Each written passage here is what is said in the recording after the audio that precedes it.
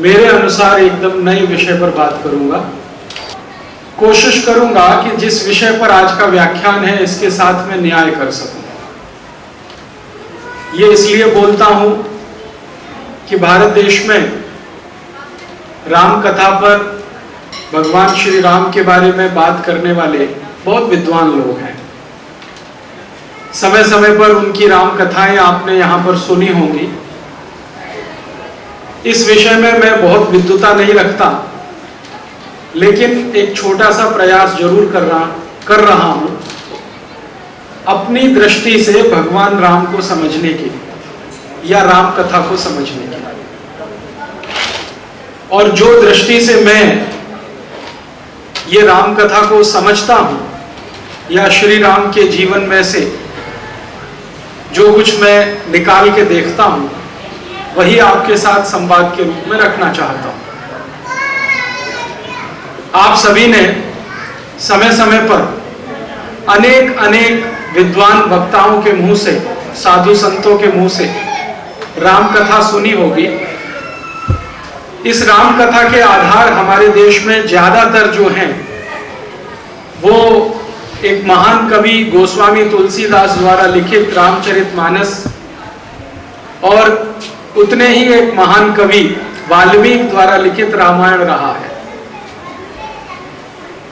मैं भी बचपन से मेरे परिवार के संस्कारों के कारण वाल्मीकि कृत रामचरितमानस का समय समय पर जब भी मौका मिला है पाठ करता रहा हूं। मेरी मां नियमित रूप से हर दिन सुंदरकांड का पाठ करती है, नियमित रूप से। उनका भोजन करने का समय सुंदरकांड के पाठ के बाद ही होता है। तो बचपन से मैं उनको सुंदरकांड पढ़ते देखता रहा हूं और कानों में वो सुंदरकांड की चौपाइयां भी पढ़ती रही हैं। इसके अलावा हमारे परिवार में बहुत पुरानी परंपरा है कि साल में कम से कम एक बार रामचरितमानस का पाठ किया जाए, बिना रुके। 24 घंटे का वो होता है। हमारे गांव में भी ऐसी परंपरा है, जो मेरा जन्म स्थान है। तो बचपन से रामचरितमानस में जो कुछ गोस्वामी तुलसीदास जी ने लिखा है वो सुनता और पढ़ता आया। थोड़ा प्रयास करके वाल्मीकि रामायण में जो कुछ महाकवि वाल्मीकि ने लिखा है उसको समझने की कोशिश की। उसके अलावा मेरे एक गुरु हैं जिनका नाम है श्री धर्मपाल, बहुत बड़े इतिहासकार हैं और अभी जीवित भी हैं। भारत में कम इतिहासकार ऐसे हैं जिन्होंने प्रामाणिक काम किया है, उनमें से उनकी गिनती होती है। उन्होंने मुझे बार बार कहा कि अगर तुमको रामचरितमानस में इतना रस है या राम को समझना है तो रामचरितमानस है, ठीक है, वाल्मीकि रामायण है, वो भी ठीक है, लेकिन दक्षिण भारत में लिखी गई जो राम कथाएं हैं उनको भी पढ़ो। तो मैंने दक्षिण भारत की सबसे प्रमुख और सबसे मशहूर राम कथा कंब रामायण, उसका भी अभ्यास किया है। यह तमिल में लिखी गई है। इसी तरह से कन्नड़ में एक रामायण लिखी गई है, उसका भी अभ्यास किया है। तेलुगु में एक रामायण है, उसको भी जानने की कोशिश की है। और इसके अलावा आपको सुनकर आश्चर्य होगा, भारत में अलग अलग जातियों की भी रामायणें हैं, जिनको हम भारत की जनजातियां कहते हैं। और एक खराब शब्द कभी कभी उनके लिए इस्तेमाल करते हैं, आदिवासी। हालांकि हम सभी आदिवासी हैं, उनकी भी अपनी रामायण है। और मेरा पिछले 10-12 वर्षों में भारत के कुछ ऐसे जन समूहों से, जनजातियों से संपर्क हुआ है जिनकी अपनी अपनी रामायण है, उनकी अपनी राम कथा है। तो अलग अलग जनजातियों के और जन समूहों के जो राम हैं और उनकी जो रामचरितमानस है या राम कथा है, उसमें से वाल्मीकि कृत रामायण है, उसमें से गोस्वामी तुलसीदास जी की रामचरितमानस, उसमें से भारत के अनेक अनेक महान लेखकों द्वारा समय समय पर भगवान राम के बारे में जो कुछ लिखा गया है उसमें से, जैसे हमारे देश में एक महान कवि हुए कालिदास, उन्होंने भगवान राम की कहानी लिखी है रघुवंशम, जो उनकी सबसे महत्वपूर्ण कृति है, संस्कृत में है और पूरे भारत देश में संस्कृत के विद्वानों के बीच में पढ़ी और पढ़ाई जाती है। उसमें से अलग अलग स्रोतों से श्री राम के बारे में और उनकी कथा के बारे में जो कुछ भी मैंने समझने की कोशिश की है, लगभग 1.5 से 2 घंटे में वो आपसे मैं कहूंगा। वैसे तो आप सब जानते हैं कि राम कथा कहना 2 घंटे में थोड़ा सा असंभव और दुष्कर कार्य है, क्योंकि मैंने सामान्य रूप से विद्वान वक्ताओं को देखा है 10 दिन, 15 दिन, 20 दिन, कहीं कहीं तो महीने भर राम कथा चलती है और उसमें भी वो मानते हैं कि समय कम पड़ गया। लेकिन मैं कोशिश कर रहा हूं कि 2 घंटे में या 1.5 घंटे में इस राम कथा का जो कुछ मेरे समझ में आता है वो आपसे मैं कह सकूं। और आज के इस कार्यक्रम का जो या व्याख्यान का जो शीर्षक है, राम कथा में अंतर्निहित वर्तमान समस्याओं के समाधान। जो महत्व की बात मैं आपसे कहना चाहता हूं कि राम कथा सिर्फ कथा कहने के लिए नहीं, उसमें हमारे देश की और समाज की समस्याओं के समाधान छुपे हुए हैं और उन पर हमारी नजर जाए, उस दृष्टि से मैं कुछ कहने वाला हूं। भगवान श्री राम के जीवन के बारे में जो मैंने देखा, सुना, पढ़ा, उसको मैंने 2 हिस्सों में बांटा। एक हिस्सा है भगवान श्री राम के जन्म का और उनके जन्म से पूर्व उनके कुल के जन्म का, वो है, और जन्म के बाद फिर उनका विवाह होता है वहां तक का। तो ये एक हिस्सा भगवान श्री राम का जन्म, जन्म के बाद का विवाह तक का समय और उनके जन्म के पहले उनके कुल का जन्म, ये एक हिस्सा है।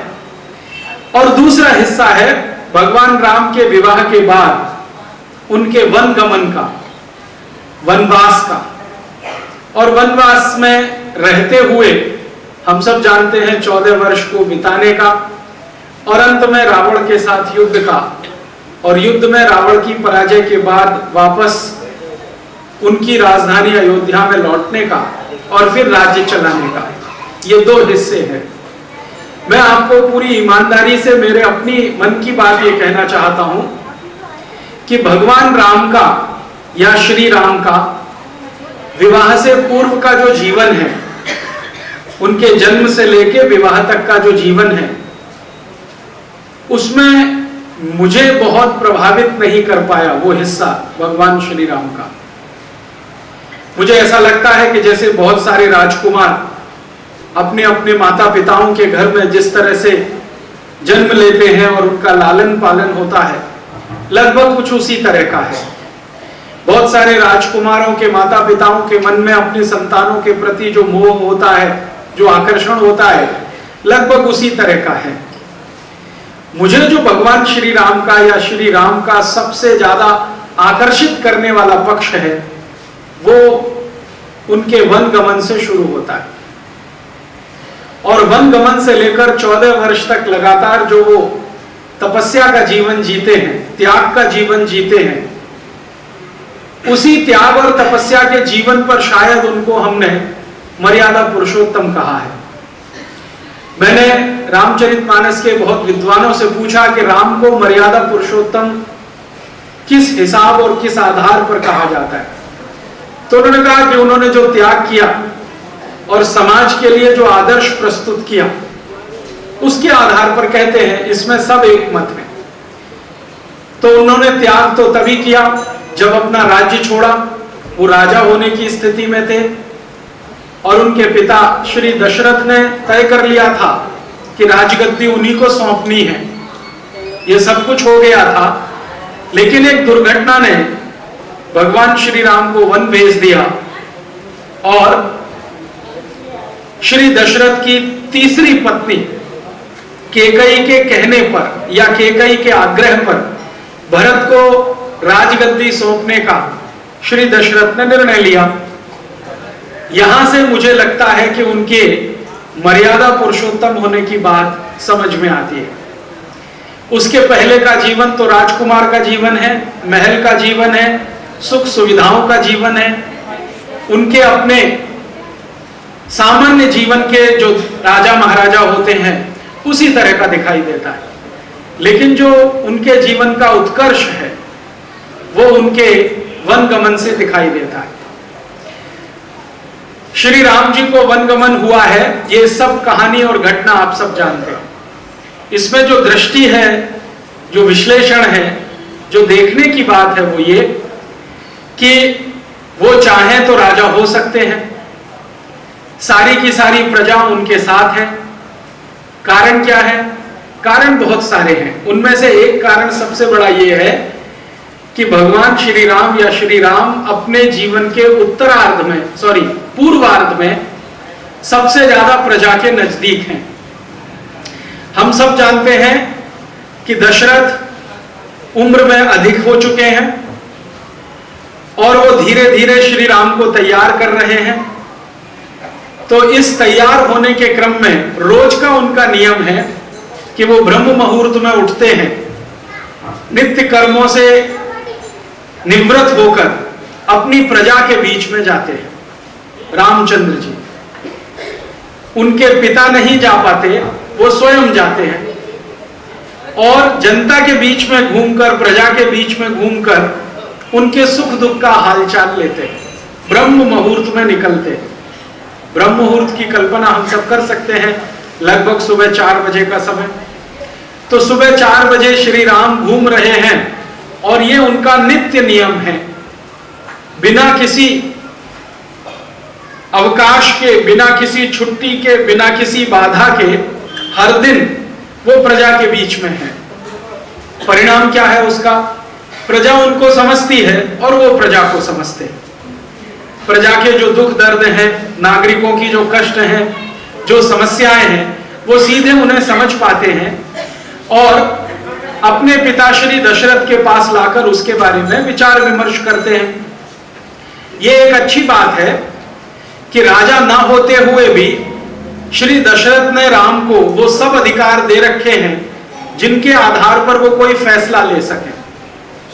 मान लीजिए प्रजा के बीच में कोई समस्या उनको दिखाई देती है तो दशरथ ने उनको ये अधिकार दिए हैं कि वो चाहें तो उस समस्या के समाधान के लिए महामंत्री को बुला सकते हैं, मंत्रियों को बुला सकते हैं, सैनिकों को बुला सकते हैं, सेनाध्यक्ष को बुला सकते हैं। ये सारे अधिकार उनके पास हैं। बस इतना ही है कि नाम दशरथ का चलता है, काम श्री राम खुद ही करते हैं। और ये सिलसिला उनकी उम्र के लगभग 12-13 वर्ष से शुरू हो जाता है। जब वो उम्र में 12-13 वर्ष के हैं तो प्रजा के बीच में घूमना, रोज सुबह ब्रह्म मुहूर्त में उठना और उनके दुख दर्दों को सुनना, जरूरत पड़े तो तत्काल समाधान करना, अगर वो समाधान संभव नहीं है तो राजा के दरबार तक वो जानकारी पहुंचाना, फिर मंत्रिमंडल की बैठक बुलाना और उसमें फैसले करना। ऐसे कई फैसले उन्होंने अपने जीवन के पूर्वार्ध में लिए हैं। उन फैसलों ने श्री राम को बहुत ज्यादा लोगों में लोकप्रिय बनाया। लोग उनको बहुत पसंद करते हैं, लोग उनको बहुत चाहते हैं, बहुत प्रेम करते हैं। इसके विपरीत श्री दशरथ ने केकई के कहने पर गद्दी जिनको सौंपी, भरत के बारे में प्रजा के मन में कोई संपर्क नहीं है, कोई परिचय नहीं है और ना कोई प्रेम की अनुभूति है, ना कोई लागणी है। कारण क्या है? भरत का जीवन पूर्वार्ध का पूरा अपने नाना के घर में बीता है, ननिहाल में बीता है। इसलिए भरत का अयोध्या के नागरिकों से उनके साथ कोई सीधा संपर्क नहीं है। भरत कभी कभी ननिहाल से आ जाते हैं, 2-4 दिन रह के वापस ननिहाल में चले जाते हैं। केकई का बहुत जबरदस्त आग्रह है कि भरत का लालन पालन ननिहाल में ही हो। हम सब जानते हैं ये कहानी कि केकई ने एक समय दशरथ से ये वचन ले लिया कि जब राजगद्दी सौंपने की बात आएगी तो मेरा बेटा ही राजा बनेगा। और भरत ने श्री दशरथ ने किसी भावावेश में किसी क्षण आकर केकई को बोल दिया कि हाँ ये ठीक है, आप जानते हैं कैकेयी राजा दशरथ की तीसरी पत्नी है। तो और राजा दशरथ का थोड़ा अनुराग उनके प्रति ज्यादा है, ये स्वयं दशरथ बार बार स्वीकार करते हैं। कौशल्या और सुमित्रा की तुलना में कैकेयी के प्रति दशरथ के मन में बहुत अनुराग है। शायद उसी अनुराग का फायदा उठाकर कैकेयी श्री दशरथ से वचन ले लेती है कि जब भी समय आएगा मेरा पुत्र ही राजगद्दी का मालिक होगा।